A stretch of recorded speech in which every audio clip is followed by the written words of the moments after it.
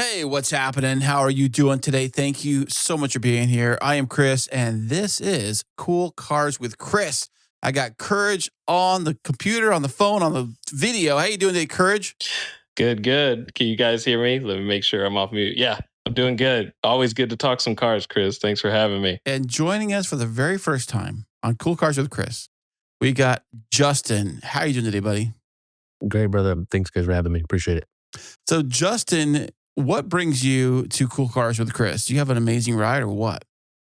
Courage reached out and said, "Hey, man, I want you to come talk shop and kind of get a feel for what we do." And almost 15 years ago, started doing car shows, and then kind of spiraled into kind of a career out of it. So yeah, do car shows like 12 to 15 shows a year. So, what kind of cars are we talking? Like, what is it? The big great auction in was it Arizona? The one I always hear about, Barrett Jackson, things like that. Yeah, to a degree, like Barrett Jackson has a show side kind of, and like Good Guys is a show side, like, but it's for, I call it the people's car show necessarily. It's not your hoity-toity where you're going to see millions of dollars worth of cars in one place, but you'll see a lot of people's projects, mainly age group being 18 to 35 for the most part, and then the other 20% would be older than that. So basically, a cars and coffee, really, is what it sounds like. That's pretty much what I do, and I sprinkle in some other shows on top of it. So when you say a show, though, I'm thinking like, I don't know, maybe like a rolling parade or something like that, or like what is it? What does it entail? It's mainly cars and coffee, but like we bring our own like speaker setup and we try and do giveaways. We try to make it a little bit more than just like the quiet Show up to a sound. parking lot and Show up to a parking lot. We try to make it like a thing, and because of we're at the Mount San Jacinto College in Temecula, we have a huge campus. So it's not like I pulled up in front of the coffee place on Starbucks at the corner of the street and Hope for the best, really, yeah. hope for the best, really, where we're getting around 2,000, 2,500 people walking the show every month. Oh, nice. So, And do you guys have to be like registered with the campus of the school to like even use your facility? How's that work?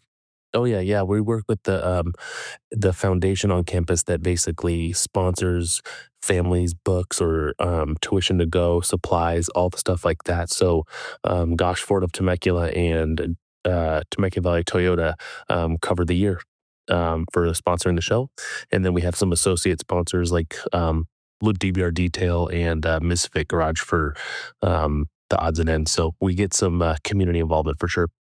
But why cars? Like, why did you even get involved in this industry? Like, why cars? Gosh, I don't know. I got invited by a longtime friend named Chris, and next thing you know, I'm going to shows at night when I'm like 17 years old. Yeah, nice. And then we started meeting every night because I graduated high school and I went straight to working night shift at Stater Brothers.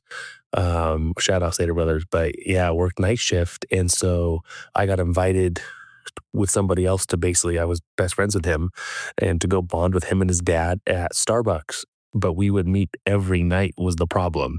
And I'm talking like, I don't know, 8 to 11 until I went to my shift. And so it kind of like progressed into like an every night thing. And so that's got into cars. Yeah, sure. I mean, I guess I had a V6 Mustang at the time, eventually got Nice. a V8 Mustang like 6 months later. So kind of like it kind of bit me just by the atmosphere that I was around.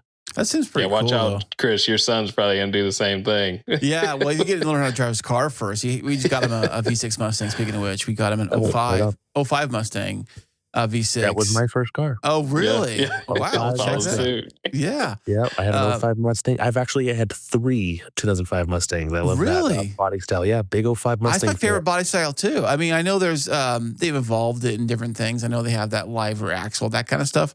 And there are some quirks to it. Starting to notice. Did your 05 Mustang did not have, like, at least his doesn't have like a button to release the trunk?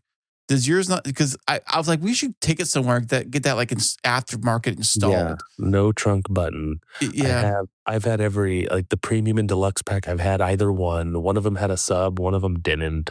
Yeah. They're pretty raw. I enjoy them. You can really let them loose if you get after it. But was yours a stick shift or is it automatic? all three of them were automatics. Okay, wow. I guess his is automatic too. Yeah. I am not your average car enthusiast. Like honestly, like my living is based around cars, but I might not be the best car enthusiast. I don't do anything with my hands. Don't ask me.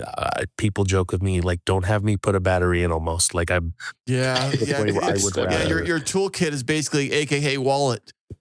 Yeah, I'll build you a badass P&L sheet, Excel, design stuff for you, draw things you need. But yeah, you want me to like do that? I'm out.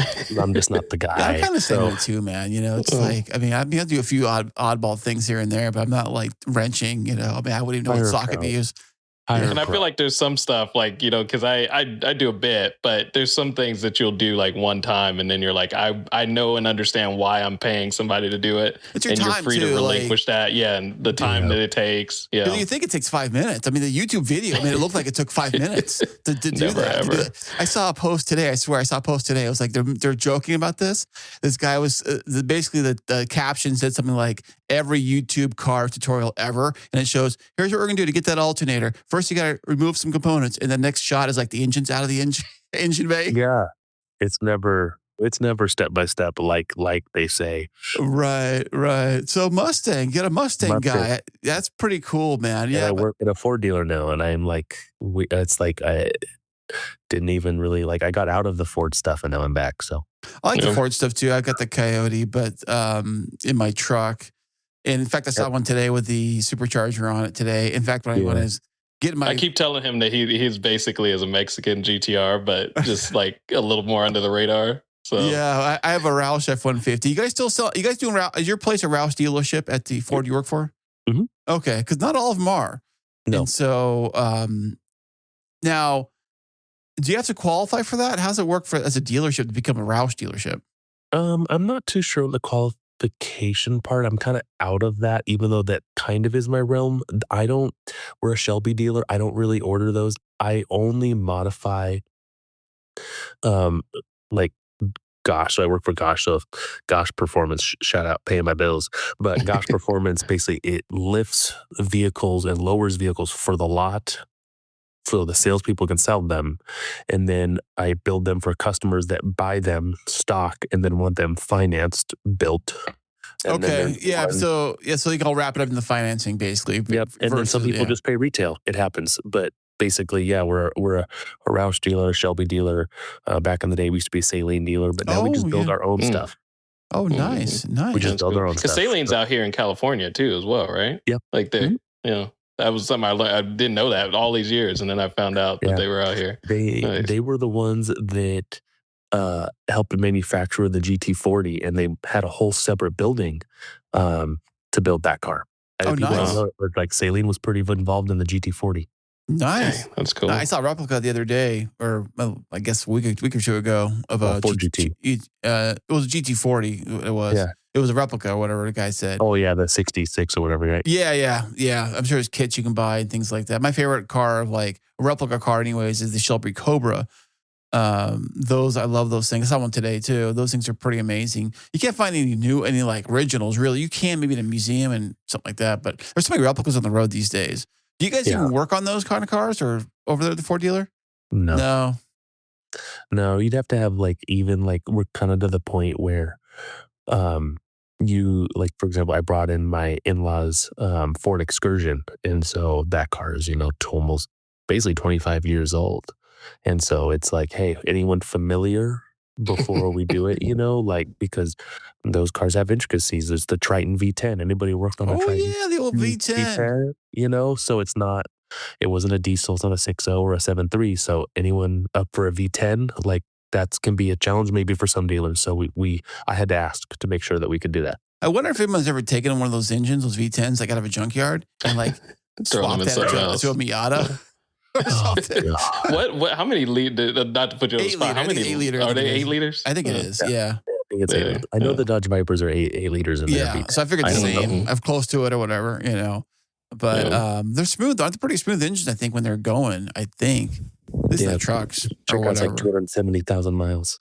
Wow. Yeah. They run Just forever. go, man. Yeah. Wow. It was a while back now, but I was like next to one in traffic and it was just all stock and everything. But I like looked over and I saw like the emblem and I was like, just kind of rolled the window down because you hear it like as it starts to rev up too, you start to get that distinct V10 noise out of it. If they brought that back.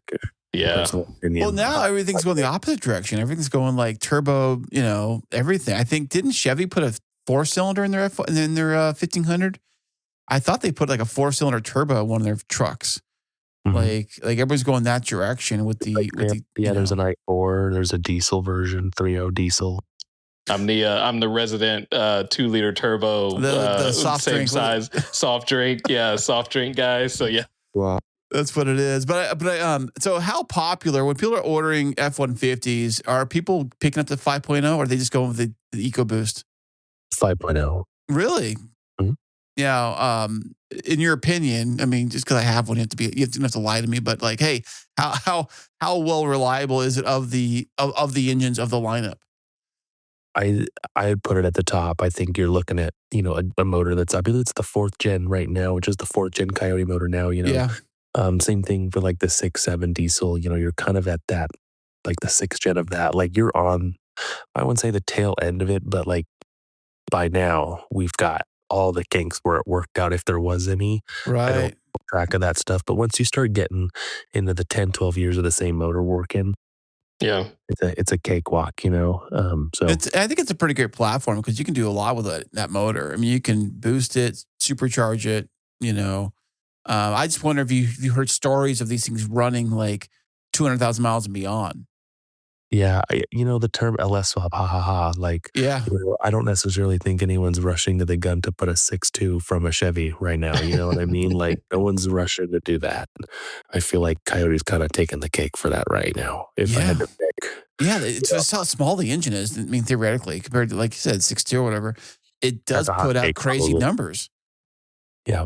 Mm-hmm. I mean, they're selling Whipple superchargers now for, that are factory warranted 3 year, 36,000 miles. You get 7 horsepower right out of the gate.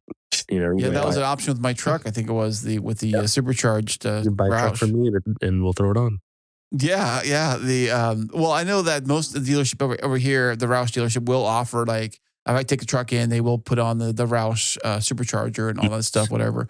What does that usually cost, say, hypothetically, for a Roush supercharger kit to my 5.0? Would run me? $15,000. Installed? Yeah. I'm going tomorrow. I was going to say that was definitely a pointed question. Chris is coming tomorrow for that. For sure. I mean, like if I go off the price of the Ford Performance supercharger from Whipple, it's a 3.0. If the Roush is around $10,000, it's $15,000 installed. And those things are carb legal, right? I know the Ford Performance ones are, and I'm about 99% sure the Roush is. Well, that's what the Roush guy, the guy told me about it when I bought my truck. California sucks, but as long as it's California legal, I'm pretty sure it is. Right.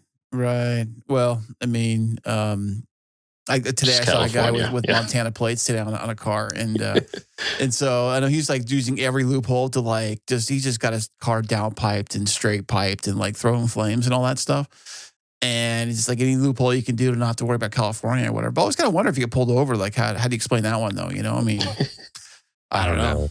Name one relative you have in Montana somewhere. The only thing I can say is when I had a 1991 Toyota Century, it was right-hand drive, and it was registered in Washington, and I had this, and they made me a like a dual resident of each side, and I'm like, I don't even know how I would explain this, but I never got pulled over, so I didn't have to, but it's possible. I didn't do Montana on purpose because of all the attention it gets, so we did Washington.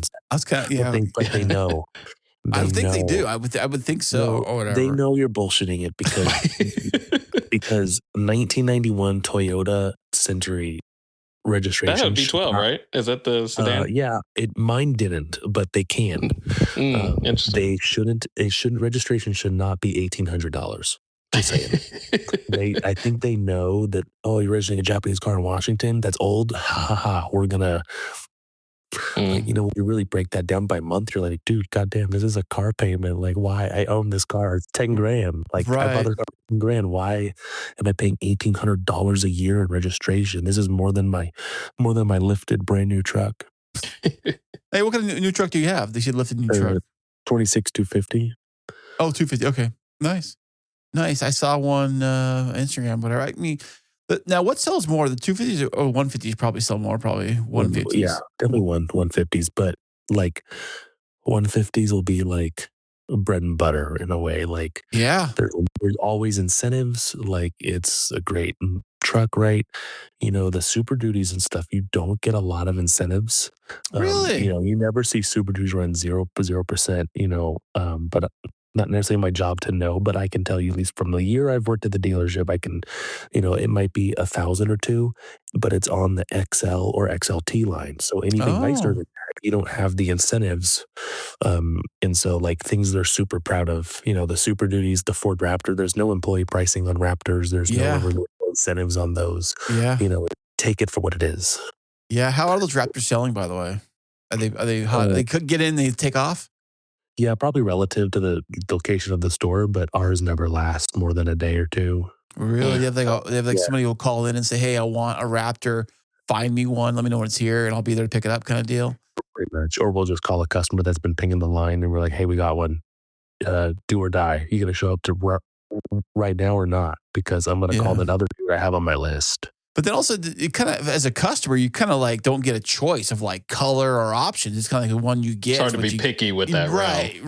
You know? Yeah. I think it depends on the store. Like if you're a high volume, like huge volume store, you might have a handful of options to pick from. But if you're not, then you get a couple here and there, and you already got people on your line. Now, have you seen or have had any? I guess the GTD, has it come through the lot? Almost. I've almost had 2 get delivered, but you know, you end up paying 35, 40 grand in taxes if you deliver it here because they're really watching. They're really watching if it gets delivered here versus delivered where it's supposed to be titled. So there's a lot of intricacies there. But is there like a weird waiting list? You got to jump through so many hoops to even qualify to buy one?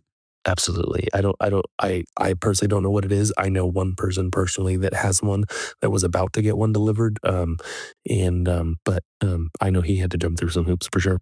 Yeah. It's like just crazy cars like that. Go ahead, Courage. Yeah, I was just say hot off the press. I heard apparently over at West Coast Exotics, they're doing this Ford thing where somebody's getting. Are you gonna be there? Yeah. Yeah, I'll probably bring one of the single cabs, to be honest. Someone's getting one, you said? Courage? Yeah, it's getting delivered there. Yeah. Almost like a baby shower for the car? Yeah, pretty much. People, it's a thing. Like when you get these high level cars delivered for GTs and stuff, it's kind of like a viewing thing for rich people to do. Rich people problems, let me tell you. Wow. Now, I mean, it's what it is. I mean, it's like, hey, getting this car delivered, invite all my friends out, you know, and then or enthusiasts come out. Like, it's kind of a rich people thing, but it makes sense. It makes sense. I mean, if you have a GTD or any high level Ford and you're interested in that shit, then yeah, you should pull up. It just makes sense. Oh yeah. Well, where's it going to be at? This event? West Coast Exotic Cars in Marietta. But even though we're like another dealer down the street, we sell Fords. I'm gonna go just because I'm curious. Oh, just because I'm a nerd. Yeah, you're gonna see. Be like, it looks like a regular Mustang to me. Yeah. I don't get it. Get it.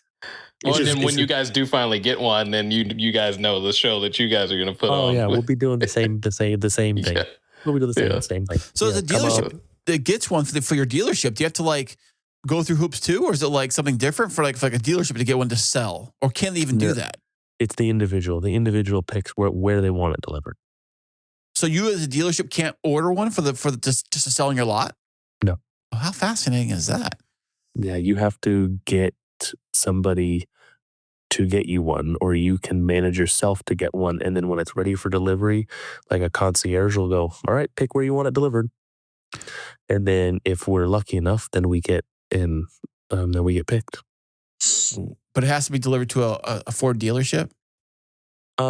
Not necessarily. Oh. It looks like this one's getting delivered to West Coast Exotic Cars, but Okay. which is it's under DuPont registry. So Eric okay. and the team over there are getting one delivered. Seems to be that Ford's cool with that because it's kind of an exotic car, probably. I mean, it is, but What is the price tag on that right now? Like retail, without all the other hoops and extra delivery crap you get to pay for. it was like $500,000, I think. Yeah, 400,000, I think. That's just Don't nuts. quote me on that, please. Everyone keeps saying how nuts it is for a Mustang, though. You know, I mean, I'm sure it handles like you wouldn't believe, and it's very fast and powerful. I get all that. It's a GT car, basically what it is. It's fantastic. I get it. Just won't touch it. That's it. Just curious, Justin, is there really like any would it be something that your dealership would like be sought after to be chosen as like a deliver? Like, is that something like a goal, or is it just like, if it happens, it happens kind of thing? Like, I think if it happens, it happens. I don't think we're necessarily like gung-ho on having one. I mean, but I can't speak for the store necessarily on that, but I don't get at least in my personal opinion, I don't get the impression we're salivating at the mouth to have it. Yeah, I think it's a cool opportunity. And we obviously anyone here that's a car enthusiast at the Ford store stoked at the opportunity of it, but I don't think it's do or die. We had one slated, they backed out, and we shrugged and moved on. We weren't like, well, how can we get our next one? Yeah. Right. We're kind of since we're a family owned store, maybe that makes a difference, but we're not a corporate-owned store, so it's not like, someone has to really like us, basically, and that's cool. Yeah. Do you think this has the same hype as when the Ford GT came back with the V6 version? Because that came back, it seemed like everyone was talking and like pictures and everyone's, glamoring over that, but I haven't heard much about it lately. No, I think I saw one delivery online. I think as they get delivered and probably see them out in public, we'll probably get a little more hype. I don't know if I'm bought in yet, but I don't know. Once I see him, yeah, or at my shows, like if my shows start geting them, like the guy that brought the Ford GT, you had a GT, the new we had GT. 3 Ford GTs in 1 month. I've never had that in my entire life. 2 of them of which were newer, the second gen, and so one of the gentlemen that owns one of the second gens is getting the GTD. So I'm sure he said, I'll make it up to you, bro. So his make it up to me, bro, is bringing his GTD out when he gets it to the shows, because he's known me for a long time before. I mean, before a lot of this, and when I got really started and getting to Mustangs and stuff. So yeah, car shows got me my job at Ford because Ford sponsored me almost 10 years ago, and now I work for them. So it's just like it comes full circle. That's fantastic, man. So the Cars and Coffee, the car show events, like how did you decide to or how do you even get those going, and how does it all work? Like, because I know if you start off as a brand new Cars and Coffee, a brand new show, you get to like word of mouth and grassroots stuff like that. But how did you do it? Yeah. So when we were doing it, we were only at night from about 2012 to 2017. We were strictly a night event only. But not takeovers, though, right? Not takeovers. We were like the anti-takeover. Okay. Because that's what it seems like now. You think night car show, you think takeovers. That's kind of why we transitioned in 2017. I'm like, I'm over this shit. I'm tired of almost getting hit. I'm tired of getting in like physical altercations. I would like Courage sees me now, and I'm just like smiling in my booth. I could give 2 shits, really. I'm like, he would call him out. You know me, like I'll call you out. But I used to be a hell of a lot meaner.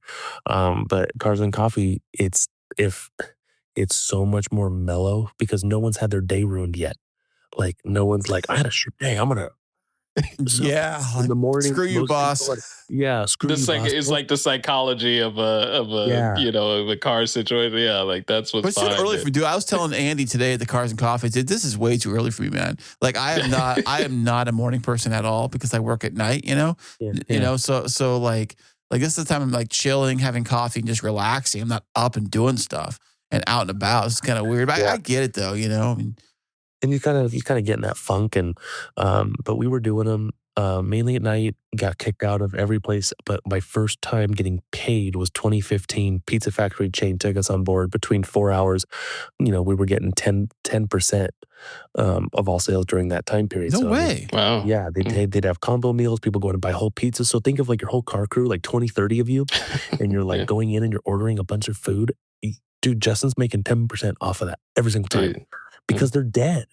On Tuesdays from 4 to 8 p.m., they're not selling shit. It's all takeout or it's all delivery. They're not getting people in on a Tuesday. So we did that for 2 years. We went to Pole Position Raceway, had discounted races.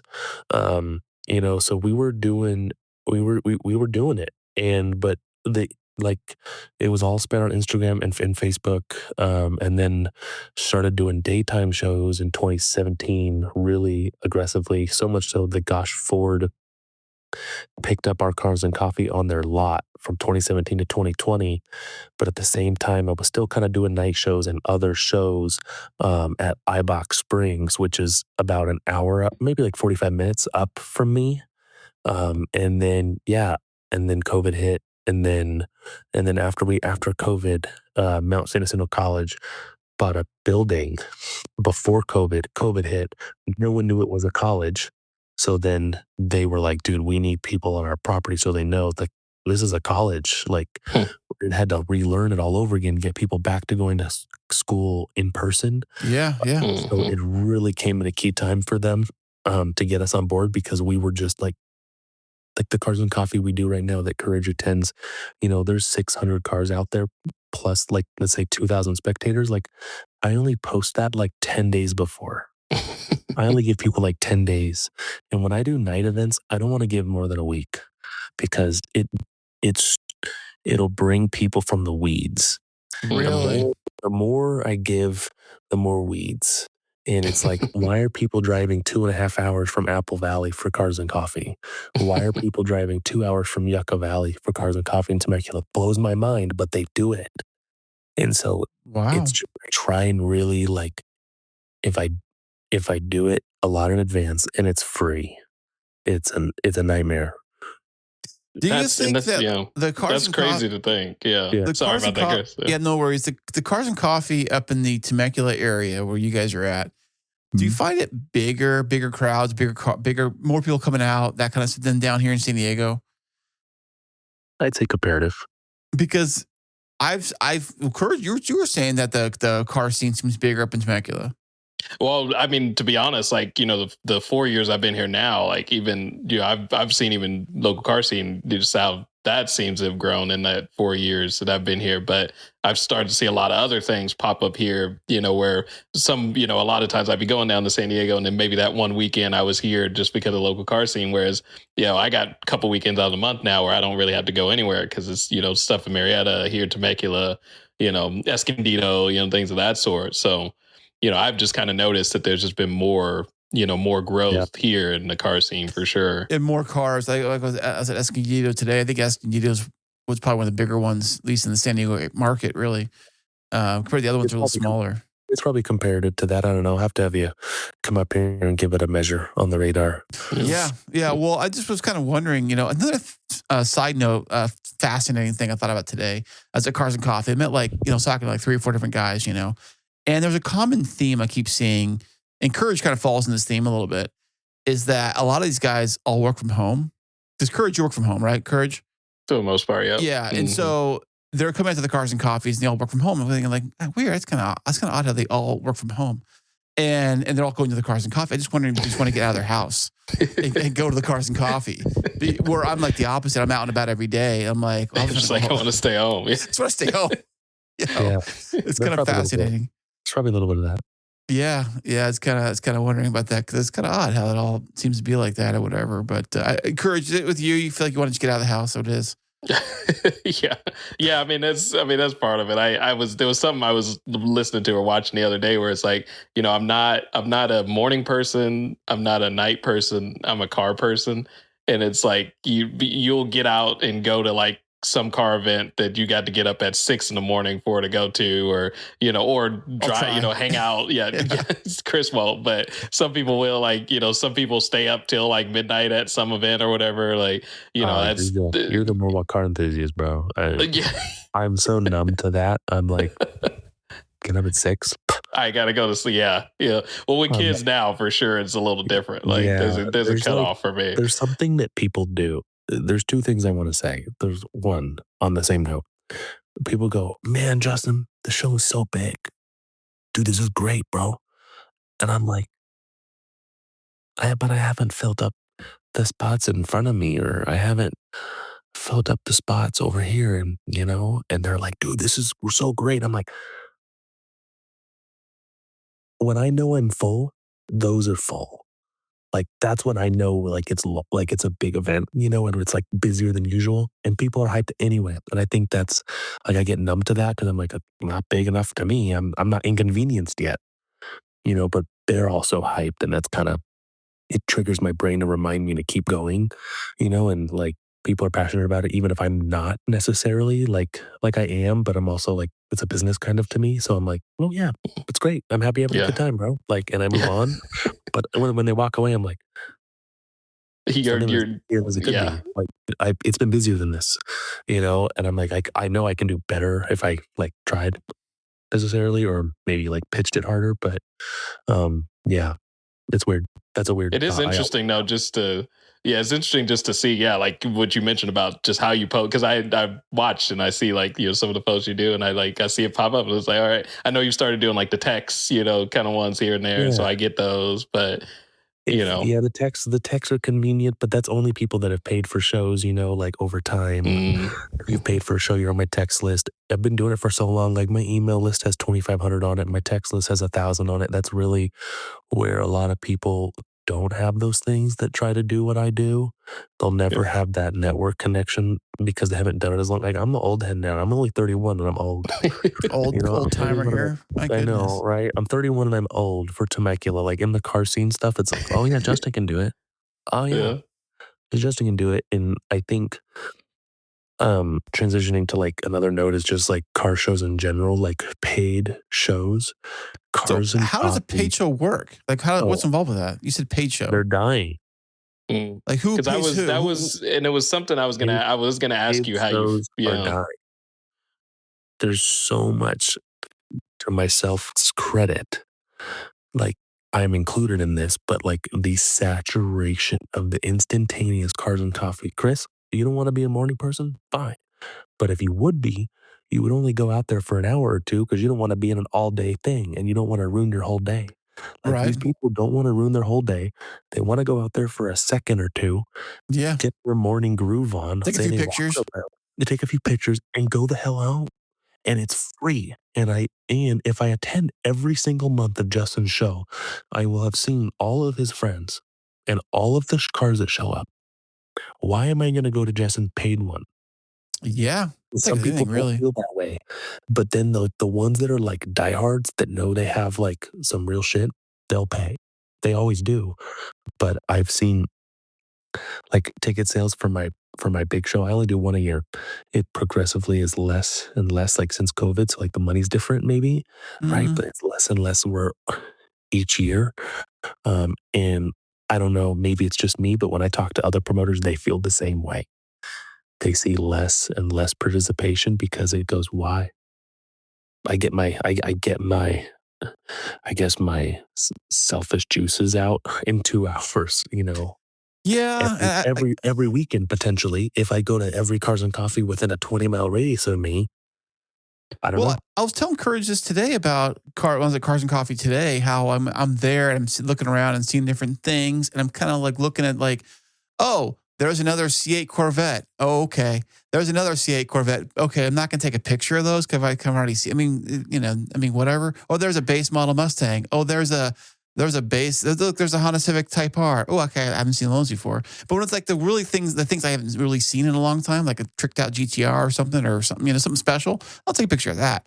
But Miata with the V8 in it. Oh yeah, the LS Swap Miata I saw today. Things like that really excite me to go to the Cars and Coffee. But when it's like your basic mom's Honda Civic there, I'm like, whoop-de-doo, I can go to a dealership and see that. So it doesn't really impress me. It doesn't bring me to the Cars and Coffee to see that. Yeah, the originality I think is huge. I mean, these are the real players. Like, I really like my big show. Like, it's $85 to park in the quad, and like, to spend $85, you look at your car and you go, damn, $85, shit. Like, damn, I don't know. Should I do that, or should I buy the $40 ticket? Yeah, that's the one. Like, it really makes you think. Like, do I deserve to be in there? Is my car good enough to win? Yeah. We didn't pick any cars out in bronze. We did. We did, but it's like, you pick any cars on bronze? Well, yeah, because 80% of the winners are in the quad because they already know they're winners. They paid $85. They already know Yeah. their shit's hot. Yeah. We're gonna go compete Yeah. against the best. Right. And so it's very very challenging, but yeah, car shows in general are very interesting. You have to work really hard to sell tickets. It's not as easy as people make it out to be. So, what is it? The top tier? You said it was $85 for a ticket. Yeah, so Local Car Fest is my show. So my business is Local Car Scene, and then I put on an event called Local Car Fest. I've done it. I think this year was 8 years. It'll be 9 coming up this coming year. But the highest ticket's 85, and the lowest is 40. I'm going to change it up a little bit. I'm going to leave the 85, lower the other one down to like 25, and just see if I can fill it more. Okay. Just fill it more from an outside perspective. Yeah. And then my main players will always be my main players. I'm not concerned about them. It's just, do I want the event to look full or not? It's pretty much where I'm at. Right. Now, what is it? What is the price and what do they get when you spend the price?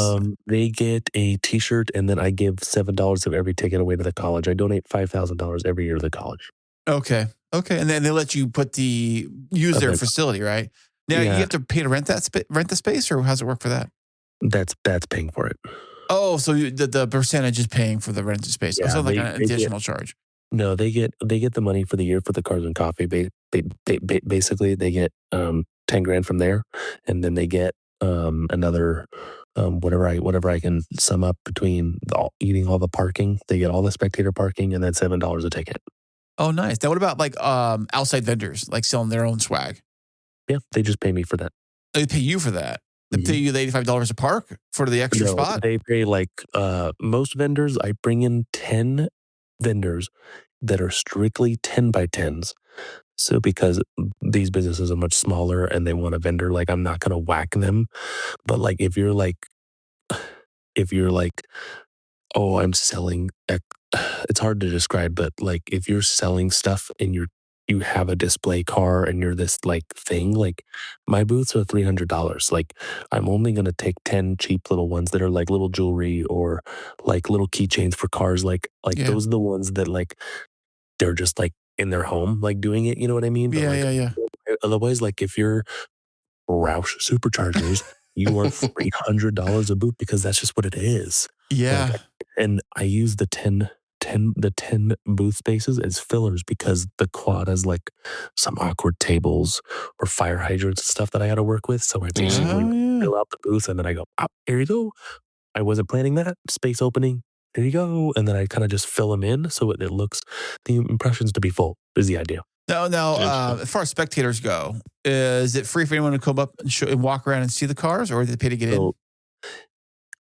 All of my shows are free to spectate, period. Where people get confused, there's 2 shows I do where I have to charge the $10 to park, but you can come in for free. That's the thing. But it's my car. So there's 5 people in your car, it's $10. Like just pile in together and go. Oh, nice. And that's the other ones that you do over where it's what's the other place? Wild West Social House in Winchester, yeah. Mm-hmm. Winchester. It's also all in that Riverside. Well, I guess, was it Riverside County up there? I think it is. Mm-hmm. Okay. Riverside County is pretty unique. So I like being in Riverside County. I like being in Temecula when people are like, why don't you go anywhere else? Not interested. Well, it's great up there. I mean, if you have to go anywhere, it's great. But it seems like everybody who lives or works and lives in the Marietta, Temecula area, all work either LA or San Diego. They have to commute one way or the other. And a lot of people in Menifee, like it's like this place is on the backside of Menifee, which is growing exponentially. Even Hemet's growing exponentially on the east side. Like it's where Wild West kind of is. It's growing like so. Well, it's where you can find a home at a reasonable price. In Southern California for the most part. Yeah. $300-400. I think it's $400,000 right now for houses off of the Dominigoni Parkway. I mean, probably newish, I would say. Yeah, and there's a Panda Express, a McDonald's on the corner, and a gas station, and that's pretty much it. That's it. But in 10 years, it won't be. Right. That's the hard thing for us being up here, where it's like, we kind of know that, and we're like, man, like we could, we should really start thinking about it. But you get so accustomed to being here. We're right off the Parkway here in Temecula, and we love traffic's it. Nuts though. Going from San Diego up the hill, up the valley to Temecula. Oh my gosh. Like Yeah, people dread any, it. but like after like 3 o'clock or in the afternoon, it's just Yeah, nuts. I can't relate. So I often tell people like, I don't know what the hell you're talking about, bro. I Yeah. drive from Rancho California Road to the Ford dealer. Hell, I don't have anything to say. I got Oh, nothing. like what, Yeah. 2 miles, something like that? Yeah, I got a 10-minute drive. I don't know what it is. It's funny. When I used to work like a mile away from work for many years, and I was late every day because I only lived a mile away. Yeah. I was like, I'm just down the street. I'll get there when I get there, whatever kind of thing. I was never the person to get there, but I'm also late for everything most part, anyways. So it's no big deal. But being in fact, I was so close. You used to always say, "You're so close. Why are you always late?" Because I'm so close. It's like, because you just know, like, oh, the one stop sign was longer today, or the one light. Like, I don't know. I'm lucky enough where it's just show up before 9. Okay. And Oh, if you have an appointment, show up earlier. Okay. And that's nice. what I do. Nice. Fantastic, man. So how long have you been doing the Instagram side? I know I just saw your Instagram. Kurt sent me a link. I think I'm following you, by the way, on there. But how long have you been having the Instagram? That one Courage probably sent you. I've had that one since 2012. Wow, that was like And when they first started Instagram, I think. yeah, I have zero interest in speeding that up to growth. Absolutely zero. If it stays at 35,000 for That's a all lot, of though, dude. I mean, I know, but not anymore. I mean, if I stayed there, when you think about 35,000 followers, and I've had that account since 2012, that's pretty embarrassing. But if you do the math on how long the growth trajectory of like the years or whatever. Yeah, it's terrible. People start brand new accounts right now, and they can go get 35,000 doing car shows and snap their fingers. If you're a hot chick, it helps. That's what I'm saying. Yeah, I just don't care. I don't care about the growth part. I think like what we have is so like unique, and that it's busy even with that. That's It's great. busy because the text message is busy, because the emails is busy Oh, yeah, from yeah. just the promotions. Like, I don't have anything to say or to try to make it grow. Like, people go, "Why don't you make more t-shirts?" I don't know. I make them once a year for my big show. That's it. Like the more I give into it, like it's like literally I'll spend 20 minutes editing the graphic that's already a template. I post it. People go wild. And then in 10 days, I have the show. And I sit out there and I play music and I dap up Courage, say, "Dude, good to see you, bro." And then I go about my day. Yeah. Yeah. You don't have a crew. You don't have a crew helping you out for all this, do you? Yeah. I have the greatest crew of all time. I love them to death. Okay. So on the payroll then, I guess. Yeah, the cash payroll. You know. Oh, yeah. I got you. Right, but I always try to look out for them. But they have. They've been the people that have been on my team have been on my team for a long time.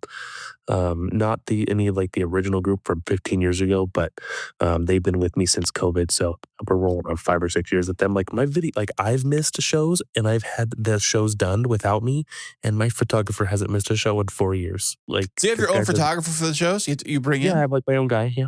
Okay, nice. Do you like drone footage and all that crazy stuff too? Nick's fantastic. He might say, "Well, I just shoot for Justin," but he's epic. He actually is the photographer West Coast Exotic Cars now. So another shout out to them. But yeah, he shoots all their stuff for their inventory, and then he shoots for the car show stuff. But he started, I don't know, I don't think Nick's like 25, but he's been shooting for me for 4 or 5 years now. Like that dude shot for me when he was 20.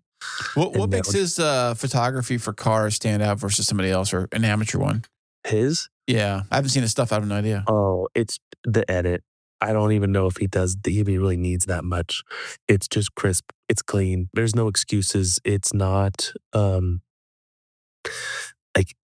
I almost don't share anybody else's stuff. Like it's borderline. Like it's pretty much just Nick's stuff on my page, and that's it. Okay. Like, I'll accept a collab or two, but his is just so like, I don't know. The standards up there. He's just got standards and IF standards. And I'm like, if it's not better than Nick's, I'm not posting it. And I've had some good photographers over the years. Shout out this guy named Matt, Kyle Esther. Like I've had like those two dudes. Like Matt was like early on, 2014, 2015, 2016. Kyle Esther picked it up from there. And then now Nick's picked it up. And it's like, I've always had like insane media because of them. No, in your opinion, though, 'cause for those who are trying to like maybe take picture of their own car with an iPhone or whatever camera they have, what are some tips you can think of? Like what would make a good car photography? You got to have an eye for it. I don't really know. how to describe that. Not everybody has it. Really?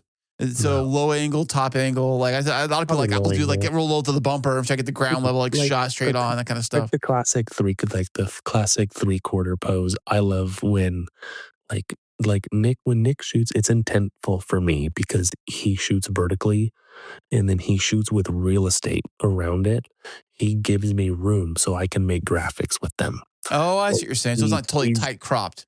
Yeah, he's not tight at all. And most of it isn't. And sometimes he is, but when he does, like there's the sky in the background and there's foreground below the car. So I have every photo I have real estate and the car is centered. Regardless of what pose it's in, it's always centered. Oh, nice. And so he's just super intentful. I feel like at least when he shoots for me, I literally open up the album and I get 300 pictures and I go, this is great. These are the next 10 pictures I'm going to use for next month's graphic. I always use like previous month's graphic. So we promote the next one? Previous month cars for the next month. Yeah. Like flyer. And so his is, I don't know. And they always, in the morning though, taking in the morning, the shots? Yeah. His at least, yeah. I do a couple night shows. I have like the Wild West one, for example. Like that's a night show. When we were getting on the kind of checking the mics, I was editing a graphic for that for 2027. For January. Yep. Well, you know, one thing I've done personally when I've taken pictures of my car or truck or whatever it is, I always heard that like the best time to take a photo to get the most like shine out of the vehicle is to take it like 1 hour to sunset. Yeah, I would agree with that. In the morning. Or mid morning too, but not morning guys. I wouldn't know what mornings are like. But anyways, I know that like an hour to sunset, like I figure out what time sunset is. An hour to it is I try to like find a spot to park at, and then that's when I do the shots. Because I think the lighting and the shine of the vehicle, then if the car can be dirty or not, it still has a nice shine to it the way the lighting hits it. Yeah, if you have a nice sunset, sweet. Lighting can be harsh. So I mean, take it after. I mean, you see all the wedding photographers and the engagement photographers. They don't shoot in the middle of the day. Ever. You know, they're always shooting in like, not sunset, but like right before that. Yes. If I were to throw one thing in the mix, what are your thoughts when it comes to video that really like makes for like a good capture of something while like unique, but also like what's kind of your what stands out to you in the video space? I'm curious. Yeah. Like so for local car scene, I am not focused on video at all. If I get a video, hip hip hooray. Yeah. I know video is the leading the charge in media, and that's like it's super important. Once again, not my focus. I've already said that. Yeah. But like for my work at the Ford dealership, I'm all video all the time. I am on video every single day. What kind of video does the Ford dealer have? What do you guys do with the Ford? All of our performance cars. My last job, I was the marketing director for PRP Seats as an off-road seat company. That was a great event, by the way, too. I didn't even know they existed over there. Yeah, the one that you guys hosted. Had a fantastic team, and I did that before I went to work for the Ford dealer. So like marketing products is like my specialty, and now I work at this Ford dealer, and so I'm like the media is at zero. Like we got nothing. We have nothing to show for it. We've already garnered since September over 15 million views already. Wow. And so my whole focus is video at my job. Like outside of me, like taking care of the customers, I am so focused on video. So what I see in video is, I think what I've seen at my last job and this one is intent in planning, because if I'm going to shoot this pen, I need to creatively have 4 or 5 videos in my head of how I'm going to video this pen before I even start. Yeah. The videographer we have, Austin Noble, is fantastic, and he's learning so fast. He shot amazing rollers, and I'm like, dude, these rollers are great, bro, but no likes. I said, do you know how much effort that was? It was, yeah, it took up like my whole day, and Zay had to follow me, and I'm like, bro, I was like, it's so unnecessary. That was a lot of effort for one clip. If you're going to drag a car out, dude, you better have 10 ideas of how you're going to do it before you even do it. And so I've worked with amazing videographers, and I've worked with really crappy ones. Shout out Jason Stilsbauer, one of the best videographers I've ever worked with. That dude would turn nothing into something. and he would stir the pot just for the reactions. And so I think you need to have a healthy mix of social media understanding Yeah. and Yeah. video, because there's a difference between Video a video alone is editor. not doing it. Yeah. Video editor's not doing it. They're just editing this shit. Yeah. And they might have an idea, but you need to have the other side of it. And that's like why I'm doing it, and still have the editing. Like, I'd rather have you be like a mid editor, but know the why and how you're going to engage on that. And that's like huge. Like, how am I going to disrupt the space with this clip? Oh, dude, if I put this caption on this clip with this edit, it's over. And it's always like, I don't know. I wish I could share it, but there's just great clip. There's great things I've seen, and it's what's going to get your attention in the first 2 seconds of the video. That's you need. 2 seconds. I've had people, I've told, no, restart it over. Flip that. Why is it at the end? Why is the crash at the end? Put the crash in the beginning and the interview in the middle. Yeah. That's all I need. Yeah, but people think like that. They think, some people think like, I don't know, they think like it's like a movie or whatever. Yeah. You know, Yeah. You want to tell a story, but you don't realize that you got to find a reason for people to care about the story. Social, that whole story's got to be told within a few seconds, and get going. Unless you're known for that. Oh, yeah. Unless you're known for that. Unless you're known to be like, oh, I don't post every day, but when I do and you see it, you're like, oh, there it goes again. I don't know. I've seen both. Baja Designs is a brand that doesn't post every single second of every single day. They're not going to post 3 times a day. But when you read it, you're like, someone really thought about this. Yeah. Jason was that Instagram. It's like, someone really thought about this. You know, where I am in the growth phase. I'm trying to grow the page as big as I can for my work. Yeah. Where Baja Designs has over 300,000 followers. Yeah, of course they're trying to grow, but they're going to do it their own way. Yeah. The minute they post something, it's going to go, it's already got the rhythm, or I'm working to get rhythm. Well, if somebody who's like brand new, say, what I see a lot of newer people, they get on Instagram, they have their cool car, whatever it is. It could be a Honda Civic, it could be a Elantra N, who knows? Anyways, and then they just flood their entire page of like every angle shot of the car, and then they don't get a lot of growth that way. Like I don't follow cars, people follow people. Right. I think that's what it is. Yeah. People buy from people. Like, I don't know, take me for example, like people would maybe never buy a Ford in their life, but now I work there. Now they might want to buy from me. Like, it happens. Yeah.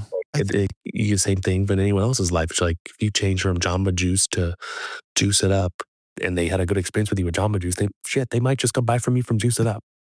People buy from people they're comfortable with. That's why, Juice Up, official sponsor of Cool Cars with Chris. Juice It Up. Yeah, just throw it out there. You get 10% off if you mention Justin's name. Right.